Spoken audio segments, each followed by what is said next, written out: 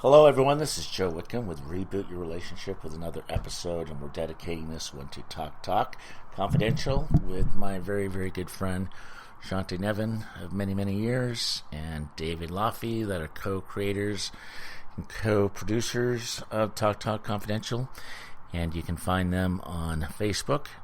And it's really providing real solutions for everyday relationship challenges, communication, conflict, or anything else that goes on in your world.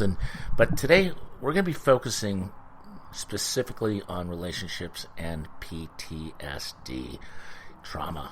And that occurs in many of our lives, and it's one of those things that's very, it can be very challenging in relationships because there's so many different moving parts, and there's multiple dimensions co-occurring simultaneously, and it's really difficult to understand what is going on when you're in these types of dynamics and relationships.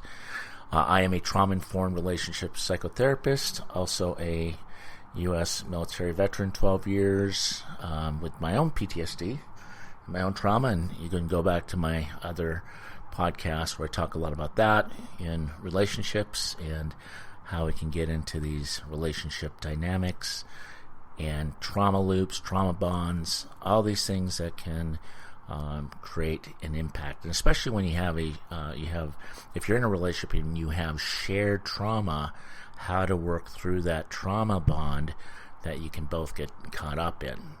And there are solutions, and it's going to mean really taking a deep dive here today in understanding some of these concepts around trauma and what's going on. So I'm going to shoot straight with everybody today and give us some real practical stuff and also provide some solutions at the end here. So stay with it to the end so we can get into how to work through and heal relationships. So I'm going to give you some of my bias. My first bias up front that I always say is that we are born into relationship for love, connection, and belonging. And we learn relationship through relationship. We learn what we live, and we live what we learn as children. And that goes to a lot of our attachment styles and imprints, our personality, character, how we go through grief, how we get comfort, or how we pursue relationships, whether we are an avoidant in our attachment styles, or we become more of an anxious pursuer, or a secure base. But then we also are wounded in the context of relationship. So whether it's abandonment, trauma, abuse, violations against these human connections, these aversive childhood experiences, all those shape within and between, creating this space between. So we're broken three ways: within myself, and within my partner, and that space between. There's three people here that we're looking at, and we have to begin to understand that there is a bit of a stance, these binary fixed positions, and we're all operating out of our own, patterns. So, but hey, the good news is for everyone, and talk is that we can be healed in the context of relationship, and relationship is the crucible. Relationship is the path, the practice. It is the vehicle that we all need to be in. And as I say a lot, is especially when we're working with military veterans, first responders, all those kind of guys out there, if we're going to heal the war in the world, we have to heal the war between the sexes. And if we're going to heal the war between the sexes, we need to heal the war within ourselves, right? So it begins with us. And this is where we want to start taking a deep dive into relationships and PTSD. I'm going to call it something different today. I'm going to call it PTSR, because I don't like to call it a disorder. It's a reordering of the brain, the nervous system, the hormones, your heart. It has impact on relationships. It reorders, and it actually impacts and shifts and changes the molecules and the DNA of a body when you are within the body when you have trauma. And we'll get into that a little bit too, just to kind of give you an idea of what we're looking at. But how does trauma affect relationships? Trauma survivors with PTSR, a lot of times they have trouble with close family relationships or friendships or romantic relationships because the symptoms of PTSR, we'll just call it trauma going forward, it causes problems with trust, closeness, communication, problem solving. And these problems may also affect the way survivors act with others. And you see that a lot. And in turn, the way the loved ones, if you're one of those partners in there, the way you're responding to him or her affects the trauma survivors. So you have this kind of a circular pattern, this stance, this vicious cycle you can get caught up in, and that can develop and may sometimes harm relationships. So how might trauma survivors react? So it's important to understand what you're observing, what you're seeing when they're, let's say, in their vortex or in that spiral, or when they're kind of in that space. So when someone first experiences trauma, let's say in the first weeks or months following a trauma, survivors may feel the sense of anger or detachment, tense or worried in their relationships. And in time, most of us are able to resume some of the prior level of closeness in relationships.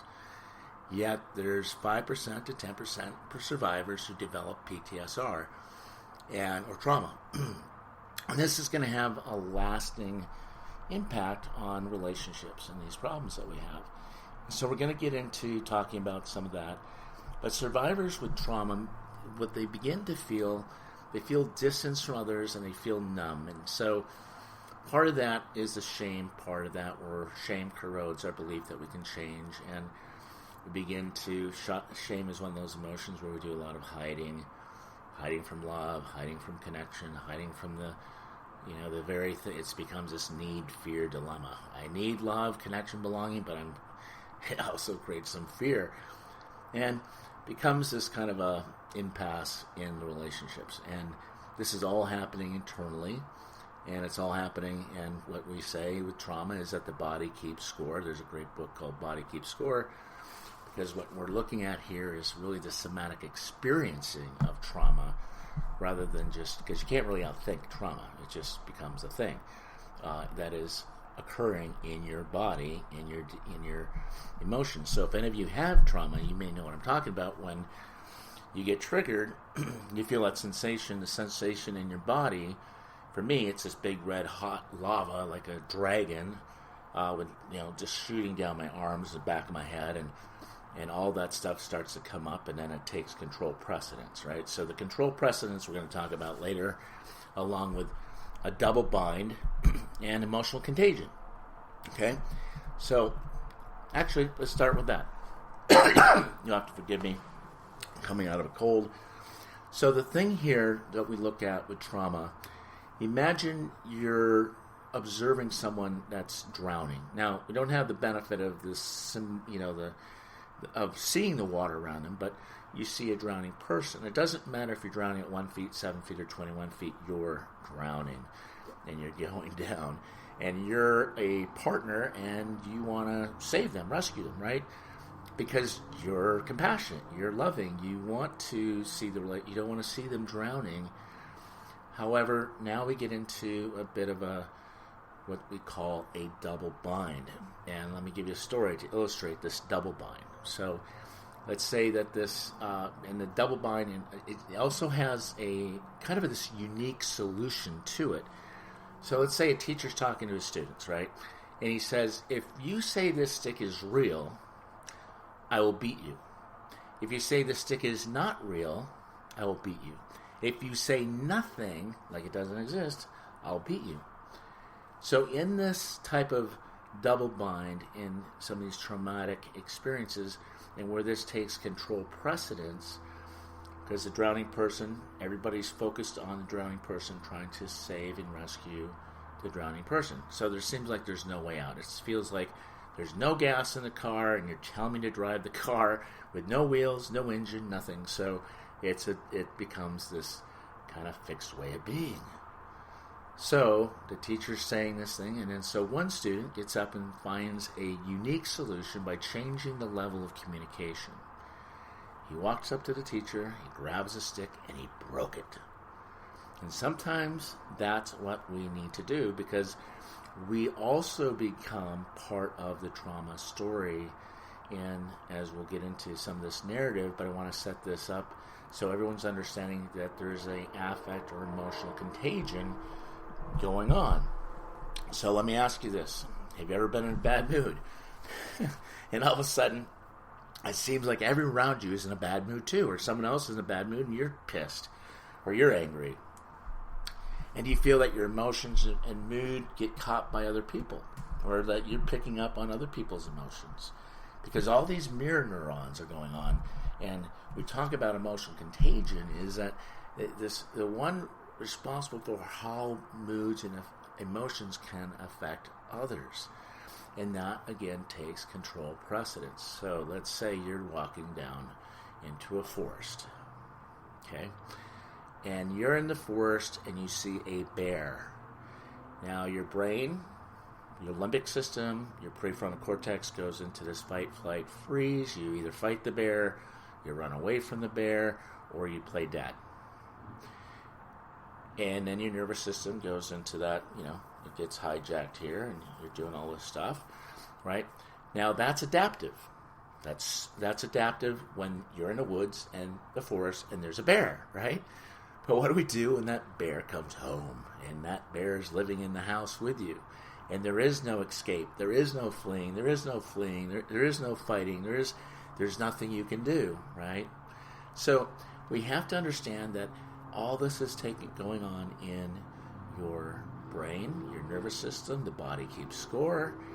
So that adaptive child with these aversive childhood experiences learns to adapt from these wounds to either get into black and white thinking, all or nothing, relentless, walled off, shut down, anxious, preoccupied, tight in the body, all these things, right? So we got to move that into adult functioning, secure functioning as adults.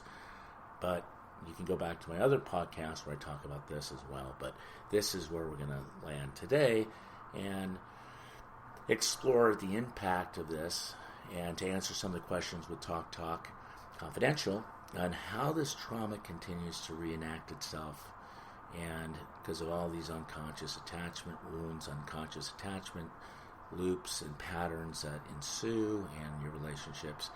And the good news is we're going to give you some strategies and ways that you can work through that together and to come alongside each other to name and tame that dragon that has you dangling over the cliff.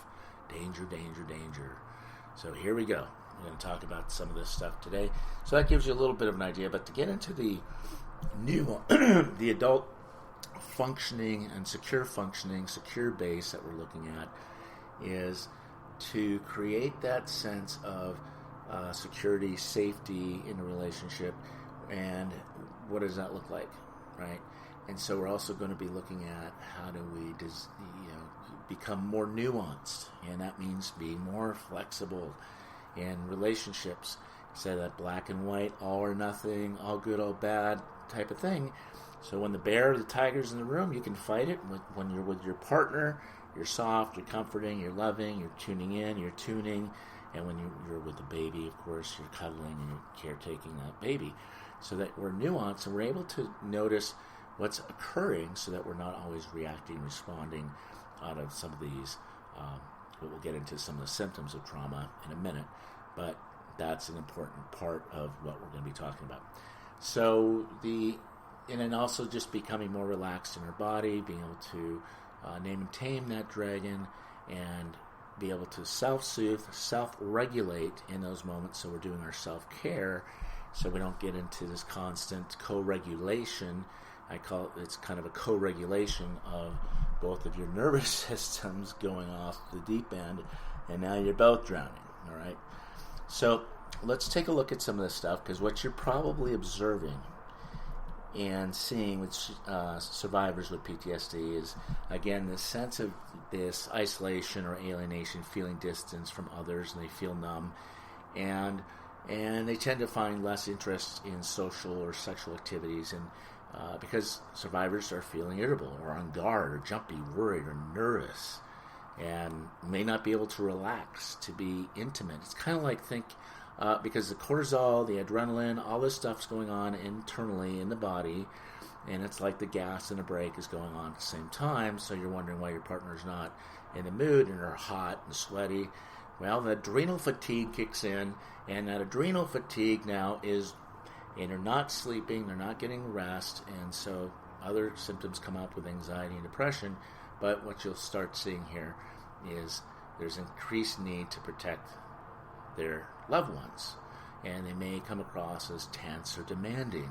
And I've been in that situation myself. I am a former rescuer, and if I see any danger, I'm very vigilant about stuff, and that can come across as very extreme when you don't have context. So that's the thing that we want to create here, is giving you a shared context, some shared language, tools, understanding resources, understanding how trauma survivors may often have trauma memories or flashbacks, and they might go to great lengths to avoid such memories and experiences. So survivors may avoid any activity that could trigger a memory, and it becomes this kind of a constriction of relationships because they're avoiding all this stuff. So if the survivors has, let's say, trouble sleeping or has nightmares, and you have like you're beginning to create this shared trauma, right? Both the survivor and the partner, you now may not be getting enough rest, right? So this may make sleeping together hard, and you're up, he's up, she's up, we're all up, and we're not getting a restorative sleep, which again goes to the adrenal fatigue, and the adrenal fatigue and all this stuff that's burns out all the stuff like magnesium, zinc, calcium, other let's say your inner laboratory, your inner pharmacy, the inner pharmacy that creates all that stuff begins to burn out because you're not getting rest, you're not getting sleep. And so supplementing with magnesium and other vitamins is super important to help you regulate your body and to get the necessary sleep that you need. But what you're seeing here, survivors can often struggle with intense anger and impulses. And in order to suppress these angry feelings and actions, they're going to avoid closeness. It's not personal. It's not about you. But it feels like it's about you because they're avoiding you and turning to the computer and turning to something else. Or instead of turning toward, they're turning away or turning against. And they're ultimately trying to protect you in some way from their own emotions, their own anger, and they push you away. And they find fault with loved ones and friends, so they keep pushing people away. And you can also see this, that what begins to kind of numb out those negative emotions. You'll start seeing drinking and drug problems, and that's their attempt to cope with the trauma, and they can destroy intimacy and friendships. And then you may also see verbal or physical violence can occur as well. And so this is important that we begin talking about this, because survivors may depend too much sometimes on their partners and family members and friends because they're drowning and they're looking for that help, but they're also not always going to get their own help and support. And so this is where that double bind, emotional contagion, and some of this, we'll call it codependency, can begin to emerge. Because dealing with these symptoms can take up a lot of the survivor's attention, and again, takes control precedence. Control precedence is they're trying to block out and avoid the fear, and it becomes this control. And the 4 F's of control are fear, frustration, fatigue, and failure. So there's the more fear. And if you're taking on the fear and the frustration and the fatigue and failure of the relationship, you know you're dealing with some of the symptoms because you're beginning to take on the emotional affect, the emotional contagion, taking on that fear, taking on that fatigue, taking on that frustration, taking on that failure in the relationship, and there's no movement, and that makes it very challenging for anyone to really move beyond that, because if you and so I'm really adept because of my own trauma to be able to diagnose and code and decode these symptoms pretty quickly. I'm able to see that in other people because I see it in myself a lot of times. But it's hard to listen carefully and make decisions together with someone else when they're triggered all the time and you're not understanding what they're protecting themselves from, because that's part of the payoff, and is that And the payoff, it keeps them feeling safe and protected in some ways, and it's really hard to get to intimacy and connection and vulnerability and get someone to talk when they're shut down like that. So I work with men a lot, helping them take the mask of the masculine off, because as military guys, we were trained to be tough, strong, so we have a very high threshold for pain and suffering, keeping us in denial of the reality and the impact of everything around us, because we've compartmentalized things and we can go to war. But dealing with the more vulnerable things is a little more challenging, so it's kind of like, again, the rewiring of the heart and the brain together. So let's say you have an alarm in your car or in your house. So if that alarm, and you have someone breaking into your house, and the alarm is not going off, and it should be, danger, danger, danger, right? And it's not going off. Well, that's called disassociation, because now and that can lead to other challenges and reckless behavior and other things. Or let's say that the alarm is set too low, and a rumbling or a car or the wind goes by, and the alarm is now going off constantly. And it's the alarm and the alert is constantly going on. Danger, danger, danger, danger, danger. So all that's occurring inside your partner, and you're probably absorbing and taking on a lot of that yourself. Again, because of this affect contagion, this emotional contagion that's going on. As your mirror neurons, you're scanning his nervous system and he's scanning yours, and now you're pinging off each other, and you're both sinking, and you're both trying to swim. But this is where we deal with some of this stuff. So how might you react as a loved one? Okay, if you're that partner, that friend, that family member, that brother, that sister, the person that cares deeply about this person, you may feel hurt or cut off or down because the survivor has not been able to get over the trauma, right, or even understand what's going on. So loved ones may become angry or distanced toward the survivor. I remember walking in my house sometimes and have that look on my face. My kids would run off into the other room, into their bedroom, and I had to go, what's wrong with them? And take it personally. Or you may feel pressured, tense, controlled by your partner. And these survivor symptoms can make a loved one feel like you're in a war zone, or worse, in a constant threat of danger.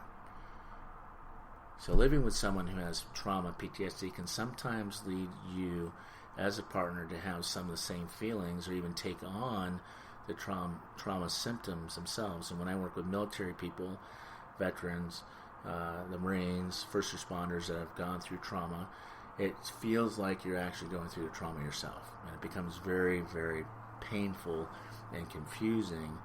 And if you don't understand what's occurring, I invite you to these podcasts so that you can make sense of some of these things, because you'll start seeing some of these strategies that they might use, where they might deny your experience and your reality, or they might attack you, or reverse blame, or they become the victim and now you're the offender, or you're the perpetrator, and you get into these little drama triangles, and you can go back to other podcasts with that. But one of the things that we want to look at is how these reactions affect you and around the survivor. Again, this thing's taking control precedence, right? So someone's drowning, we're all diving in, trying to save him, save her, and this is how we begin to react. And we all need to learn how to swim. So this is where we're going to get into.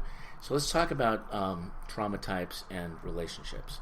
So here are some of the trauma types that you might see that do occur, and I realize this is probably longer than the 5 minutes that Shanti was suggesting, but I'm going to give you a big overview here first, and we can have a dialogue about this in the Talk Confidential Facebook page, so that we can all begin to have that comment, that communologue, that dialogue with one another, and build some collective mind share to really bring healing to ourselves, into the world, and all those around us. So here are the certain types of man-made traumas. Now, of course, there's a lot of natural things that occur as well, with hurricanes and tornadoes and all those types of things. But the man-made traumas are more severe in effect in relationships. And these can include these aversive childhood experiences like childhood sexual and physical abuse, rape, domestic violence, combat, terrorism, genocide, torture. It could be kidnapping, prisoners of war.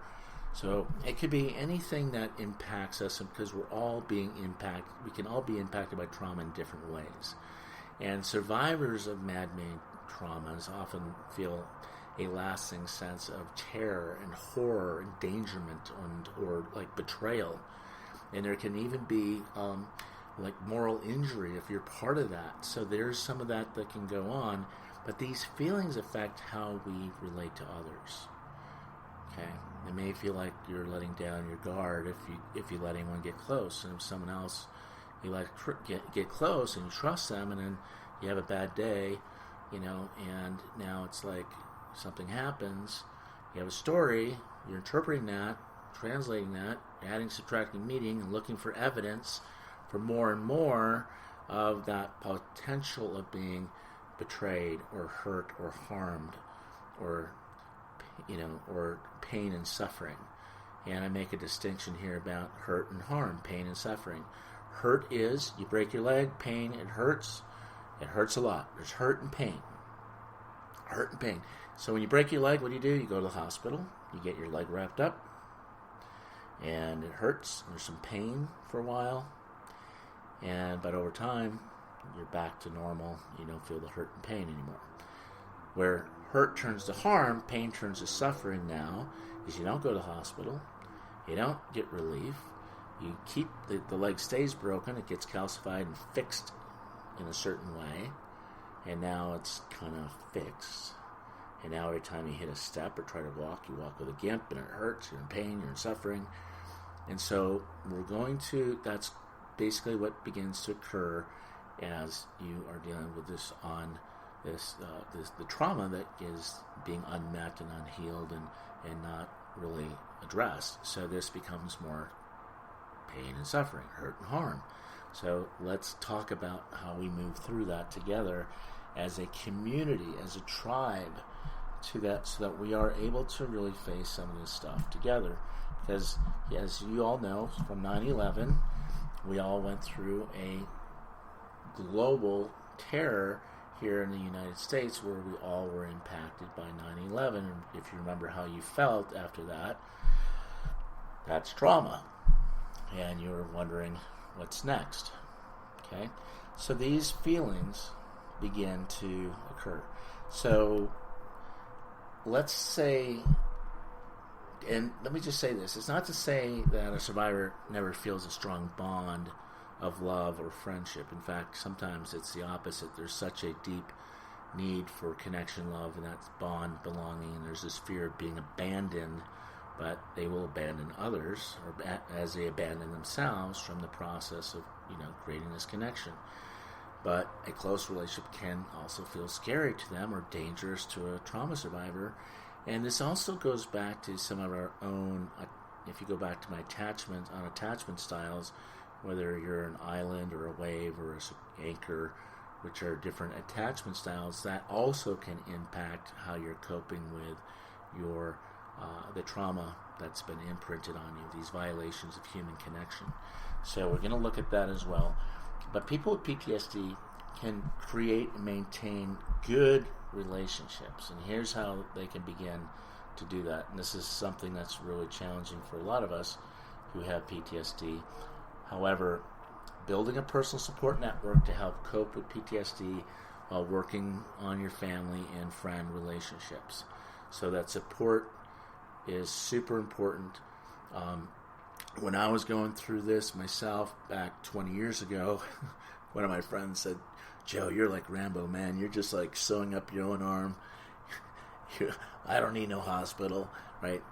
Well, what's really great about Talk Confidential here with Shantae is we're creating this safe place where we have these safe conversations. It's judgment-free, no negativity. There's no one here that's going to attack or judge any of us or any of you. And we hope that this is a community that feels safe for everyone to have this communal log, these safe conversations where we're sharing feelings honestly and openly with respect and compassion. And then we're able to build skills in these problem solving and connecting with others, and including ways to play and be creative and relax and enjoy each other and move on and become more nuanced and understanding, that we're all here, we're all broken in relationship, and we're here to heal in the context of this relationship. And community is a great way to heal when we all feel safe. So what can be done to help people with PTSD or with trauma? So relations with others are very important for trauma survivors, right? Because one of our core human needs is love, connection, belonging. And that social support is one of the best things to protect against getting trauma. So when the closer connected, because this is the safety net here to create this so that these relationships can offset feelings of being alone. Because a lone person feels like a bad person.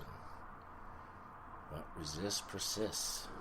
So relationships may also help the survivor's self-esteem and self-confidence, and it's that hard-won confidence through really feeling safe that they can begin to talk about some of these things, and it helps reduce depression and guilt, and all these things that keep them in hiding. So relationships can also give a survivor a way of helping other people and contributing. That's why I do what I do.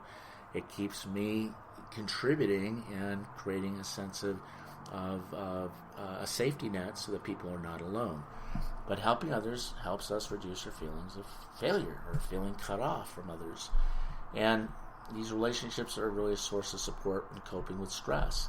And I'm sure all of you here can really feel that sense of connection and feeling like Shante and David really have your back in all these things, and providing that social net, that safety net, so that you're able to work through and talk about some stuff here that's super, super important for all of us. Because there has been, over the last 50, 75 years, a loss of social capital, and that loss of social capital has led to more anxiety, depression, suicidality, and everything else. So Talk Confidential is a way for you to create those lasting connections and find ways to, talk about it in a way that gives you other perspectives, okay? So here's what we want to also talk about a little bit as we dive into this. Seeking professional help. There's no shame in doing that. I've done that myself. I was climbing that mountain with no oxygen for a long time and didn't even realize that I was going through what I was going through, and it had impacted me. So I have done this work as a trauma-informed relationship psychotherapist and have developed my own programs to help people with one-on-one and group therapies. There's a lot of help out there with anger, stress management, assertiveness training, and couples counseling, family education classes, family therapy, and dealing with partners or veterans with PTSD, with the common problems. There are real solutions. I would, if you do seek help, like I do, all my work and research has been around attachment-based relationships, emotionally focusing on the trauma and how that trauma impacts and impedes relationships. And that's going to be something you want to seek out. You do want someone that is truly effective with dealing with trauma. And there's EMDR, eye movement desensitization, reprocessing, other attachment-based stuff works really well. And so you're going to want to explore that. You can contact me if you'd like as well. But before we get into that, I'm going to leave you with some solutions. And I want you to look at what's happening here so that you are able to get resourced, have some effective strategies for like through education for your whole family or for your partner and yourself, because it doesn't just affect the trauma survivor alone, it also affects the partner, the wife, the husband, the children. So we want to be able to provide this support group for you and individuals, and be able to hear that. So let's take a little bit of time for the next 5 minutes. I'm just going to talk about, if you're in these relationships, how to move beyond. Because I often hear these stories from couples where one spouse, again, is struggling to recover after prolonged trauma or traumatic event.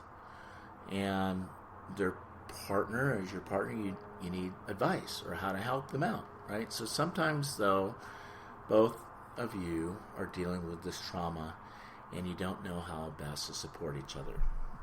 So perhaps you shared this traumatic experience, like a health emergency or a car accident or loss of a loved one or a child, and you may have even been in an event that actually relatively, happened relatively quickly.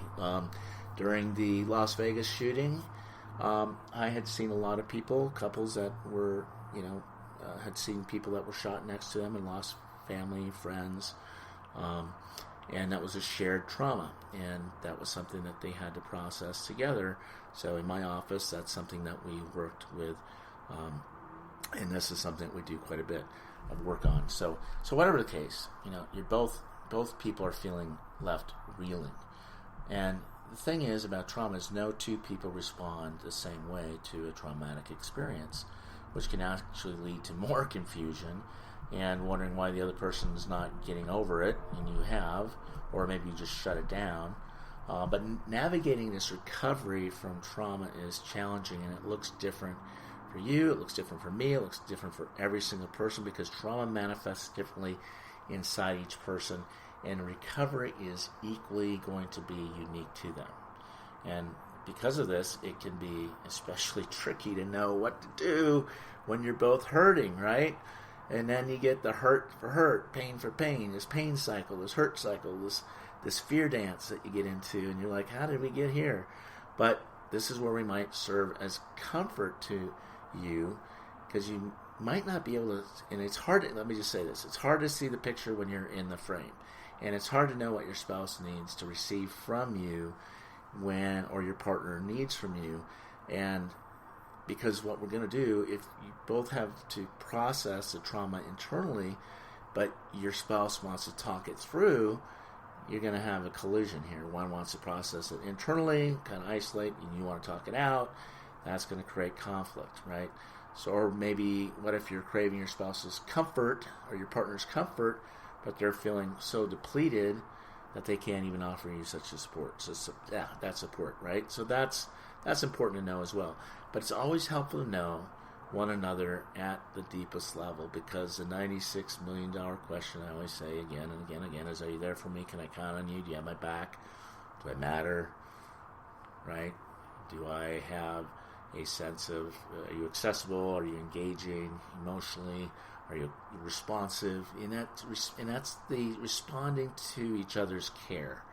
And that gets hard because if you're both running a separate pattern, your pattern is you want connection and they want separateness, you're going to get blindsided about how you are both relating to and responding to the trauma, and to learn how to get to that at the deepest level and what you're both needing. So, because this shared trauma does create secondary crises.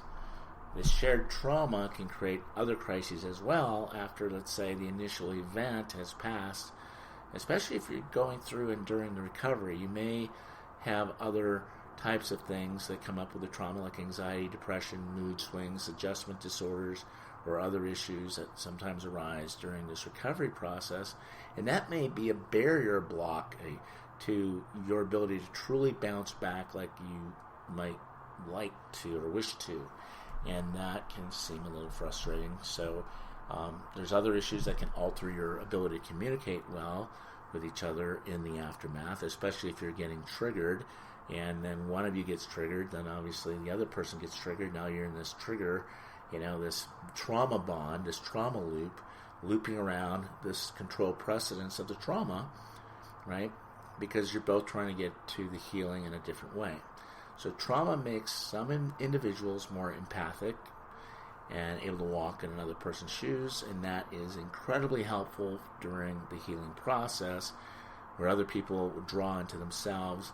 And in extreme cases, though, it's possible to become selfish and unable to offer, your spouse comfort or emotional support after trauma.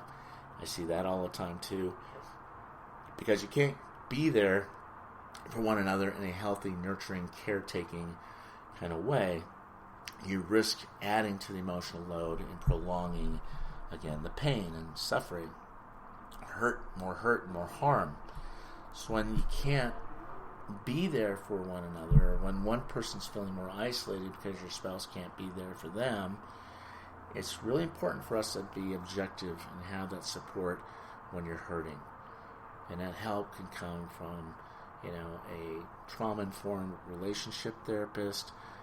If you are in a relationship with someone like that, I would find someone who is trauma-informed and also has an understanding of your attachment stuff and your relationships and how that interacts.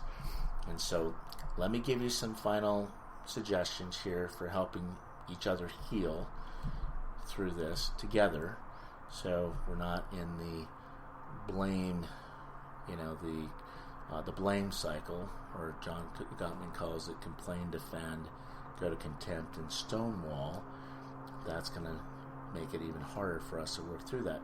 But this is critical to spend some time together and to talk about this with one another while you recover. And even though it may be difficult for a little bit, leaving communication closed indefinitely after a traumatic event will strain your relationship. And here's some things that you can do to heal together after a traumatic experience. Or if you know someone's gone through it, and you can be a guide or a partner where you're not getting caught up in the double bind and the emotional contagion and that control precedence that goes on within and between people. So one of the things is, don't spend all your time and energy talking about the trauma. That may seem or sound counterintuitive, but it doesn't always help to hash the bad things out over and over again. Instead, what I recommend is you find positive, happy things to share with one another, so you're creating new, corrective emotional experiences and some positive, energetic things that can help you both create new bonds. Find ways to communicate. Talk openly about your trauma if you want to, but don't push for it, nag for it. Trust that they'll open up when they're ready, and just be that secure base, that's place without judgment, so that they can begin to become more aware. Also create and cultivate more, let's say, of your self-awareness for your spouse or your partner's emotional state. Again, we're not here to be, caretakers for each other's wounded child. We're here to be playmates for each other's healthy child, but being aware of what the dragons are and what the raw spots are, without necessarily having to feel like you're walking on eggshells around them, but cultivating your own awareness so that you're not taking on, taking on the trauma yourself and internalizing that and taking it personal. But you want to be able to check in with one another and ask, what can I do to make today easier for you? Right? Leaning in to your support system, making sure you're comprising of trusted family members who are supportive, close friends, and possibly even your small group, of friends. But start building a support system if you don't already have one. It could be a church, it could be in a group, it could be anything like that. There are trauma groups or other things that you can also explore. And don't be afraid to ask for help. We're here. Use the Talk Confidential. Use this space here on the Facebook. It is a confidential page, and it is monitored, and it is safe. You can also call me at 310-560-0726, and I can give you some tips and help you out. And be kind to yourself. Be gentle with one another. See the innocence and not the guilt. See the innocence and not the guilt, because the miracle is going to be a shift in your perception and how you're seeing yourself and each other. Because trauma can alter your responses, your perception, and everyday events, and make your normal routines feel difficult. Give yourself grace. Give your partner grace. Find grace. This unforced rhythm of grace and acceptance. Now, I'm not talking about abuse. I'm not talking about, addictions and other stuff. I'm talking about the normal stuff, and work together to determine whether one or both of you needs to seek help or get medical attention to help support your recovery. And throughout your healing process here, be there for one another. Leapfrog up that mountain together where you're, instead of drowning, and trust that things are going to get better. Have that belief, because the healing requires time, experience, patience, trust, grace, effective communication, which Shante can help you with, as well as David. So hold one another close. And when you have that secure attachment, that secure base, and you trust and know that that person has your back, that healing will occur. Again, we're not doing this from a place of like the double blind. We're doing this in a healthy way, because although the aftermath of trauma may feel painful, it's kind of like where that bone's broken, right? You're going to be stronger. You'll come out of it on the other side stronger if you act as an anchor for one another, that secure base. And so that's my hope. My prayers out for you and for everyone. And again, thank you. This is Joe Whitcomb with Reboot Your Relationship and Talk Confidential with Shante Nevin and David Laffey. And we hope you join us on Facebook. And we want to provide this space for everyone to live and learn well. The things we do here is so that others may live and love well. Have a great day. Bye-bye.